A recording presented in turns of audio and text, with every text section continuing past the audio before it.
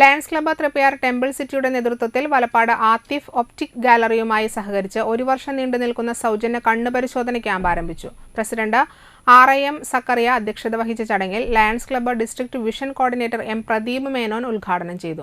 Region chairperson Annie Joseph, AA Antony, PM Basheeruddin, secretary Shaji Chalissery, treasurer Jose Thadikkaran, programme coordinator Rasheed Veerasan, EP Thomas, Rafi MCM, ANG Jaico, Seema Sakkariya എന്നിവർ സംസാരിച്ചു. ഒരുപാട് ക്ലബ്ബുകൾ ചെയ്തെങ്കിലും ഒരു വ്യത്യസ്തമായ രീതിയിൽ നമുക്ക് ഈ പരിപാടിയെ കൊണ്ടുപോകാൻ കഴിഞ്ഞു. എന്താണെന്ന് വെച്ച് കഴിഞ്ഞാൽ നമ്മൾ ആദ്യം തുടക്കത്തിൽ തന്നെ ഒരു ഫസ്റ്റ് എയ്ഡ് കിറ്റുമായിട്ട് തുടങ്ങിയതാണ്.